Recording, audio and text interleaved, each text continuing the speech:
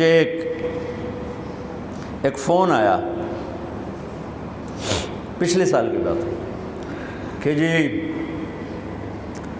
آپ سے درخواست ہے کہ فلاں جگہ آپ ہماری محرم کی 10 دن کی مجالس پڑھ دیں، انشاءاللہ ہم آپ کو خوش کریں گے۔ مطلب یہ ہے کہ جو کچھ آپ منہ مانگے پیسے مانگیں گے وہ ہم آپ کو دیں گے۔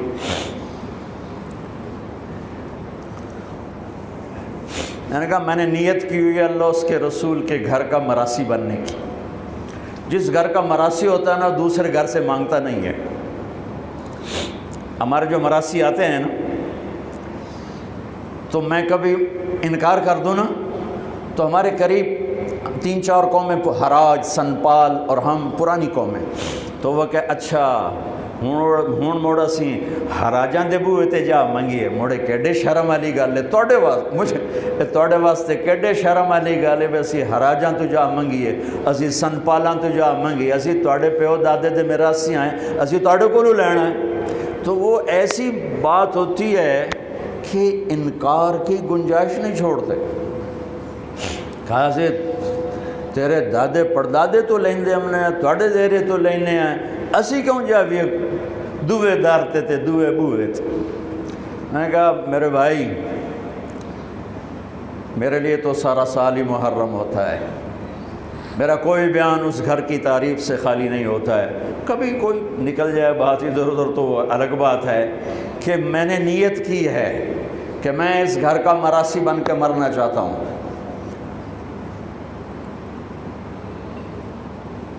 میرے مراسی دوے بوئے تے نہیں جانے تے میری غیرت جڑی ہے نہ بھی ہوئے تو میں نہ کھو کے انہوں دے دینا، تو میں کیوں کسی اور سے مانگوں؟ مجھے اگر لینا ہے تو اسی در سے لینا ہے، یہاں کچھ نہیں لینا۔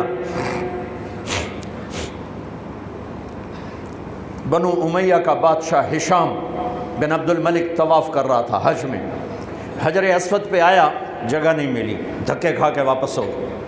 امام زین العابدین تشریف لائے تو ایک دم مجمع پیچھے ہٹ گیا اور آپ نے بوسہ لیا اور آگے چلے گئے۔ اس کے ساتھ شام کے عرب سردار نہیں پہچانتے تھے، وہ حیران ہو گئے کہ بادشاہ کے لیے راستہ نہیں دیا اور اس کے لیے راستہ دیا، یہ کون ہے؟ کہنے یہ کون ہے؟ تو ہشام جانتا تھا یہ کون ہے، تو وہ انجان بن کے کہنے لگا پتہ نہیں کون ہے۔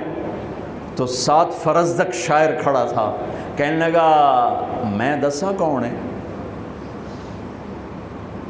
انہوں نے کہا دس، فرزدق بہت بڑا شاعر تھا، تو اس نے 35 اشعار کا فی البدی قصیدہ پڑھا جس کی ابتدا ہے هذا الذي تعرف البطحاء وطعته الحل يعرفه والحرم ما قال قط لا الا في تشهده لولا التشهد لكان لاؤه نعم۔ میں آپ کو 2 شعر نمونے کے طور پہ سنا دیے ہیں۔ یہ وہ ہے جسے تم تو نہیں جانتے ہو لیکن اللہ کا گھر بھی جانتا ہے اور مکے کا ایک ایک پتھر جانتا ہے اور ایک ایک پہاڑ جانتا ہے۔ یہ وہ سخی ہے، یہ وہ سخی ہے کہ اس کی لا صرف کلمے میں نکلتی ہے، ورنہ سائل کے سامنے آج تک اس نے لا نہیں کہا، یعنی نہیں کبھی نہیں کہتا سوائے لا الہ الا اللہ کے۔ اس کو اتنا غصہ چڑھا اس نے اس کو عصفان میں قید کرا دیا۔ جب امام نے زین العابدین کو پتہ چلا تو انہوں نے 10,000 درہم اس کو ہدیہ بھیجا کہ بھئی یہ تحفہ قبول کرو، تو وہ رونے لگا۔ وہ جو لایا تھا اس کو کہنے لگا امام صاحب سے کہنا میں نے ساری زندگی بادشاہوں کی تعریف کی ہے پیسے کے لیے، لیکن میں نے آپ کی تعریف کی ہے اللہ کو اور آپ کے نانا کو راضی کرنے کے لیے۔ مجھے آپ سے کچھ نہیں چاہیے، اس کا صلہ اتھے جا کے لڑنا، اتھے نہیں لڑنا۔ واپس کر دی۔ وہ بھی اہل البیت تھے تو انہوں نے فرمایا اس سے جا کر کہو تمہیں تیری نیت کا صلہ مل گیا، لیکن اہل البیت کے گھر سے جب کوئی چیز نکل جاتی ہے واپس نہیں آتی، تو میری منت ہے تو قبول کر لے۔ پھر ان کی دوبارہ بھیجنے پر اس سے قبول کیا۔ اس گھر سے محبت اور پیار ایمان کا حصہ ہے۔ اللہ کے نبی نے ہمیں درود سکھایا، اللہم صلی علی محمد وعلی آل محمد۔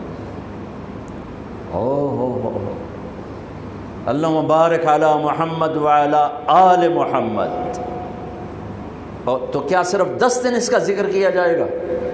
صرف 10 دن؟ ہر التحیات کے درود میں علی آل محمد، علی محمد وعلی آل محمد، علی محمد وعلی آل محمد، 10 دن.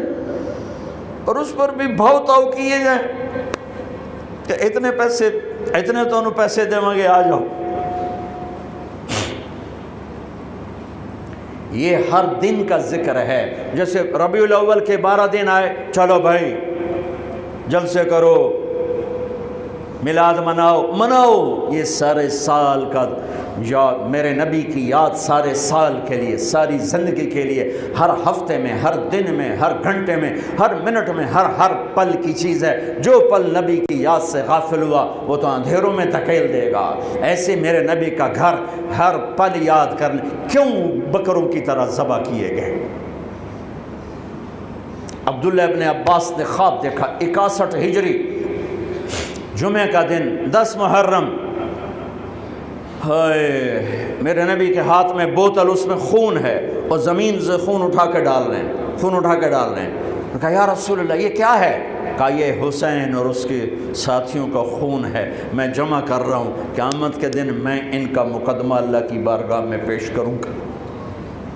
حضرت ام سلمہ سوئی ہوئی تھی، انہوں نے خواب میں دیکھا کہ اللہ کے نبی کا رنگ پیلا زرد، مٹی چہرے پر، داڑھی پر. آپ نے کہا یا رسول اللہ کیا ہوا؟ کہ اپنے بیٹے حسین کو قتل ہوتے دیکھ کے آ رہا. ایک بول پہ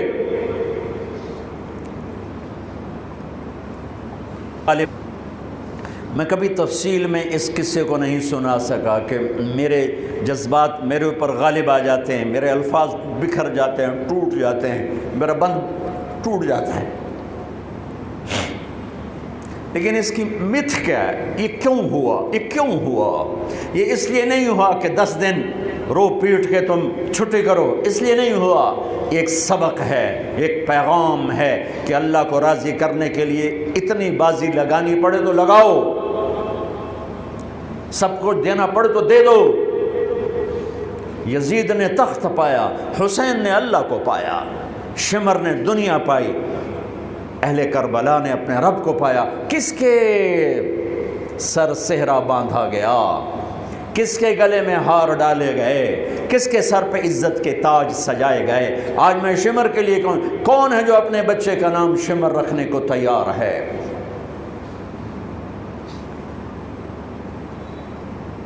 ایک قربانی کی داستان ہے کہ اللہ تجھے راضی کرنے کے لیے ہر سودا قبول ہے، ہر سودا منظور ہے. ایک بول ہی تو دینا تھا یزید کی بیعت کا. مدینے میں جا کے بیٹھ کے اللہ اللہ کرتے، گھر بار آل اولاد سب. بچوں کو ذبح ہوتے دیکھنا. میرے بچے کا بازو ٹوٹا تو وہ وہیں گاؤں میں تھے ہم، تو اس کو تھوڑا سا ایسے جو ہلانے لگے تو اس کی چیخیں نکلی. تو میں اس کی چیخیں نہیں سن سکا، میں بھاگ کے باہر نکل گیا. میں اس کی چیخ نہیں سن سکا، باں تو ٹوٹی گئی، جڑ بھی گئی، مجھ سے برداشت نہیں ہوئی. جاؤ 1378 سال پیچھے اور حسین کو دیکھو بچوں کو ذبح ہوتے دیکھ کر.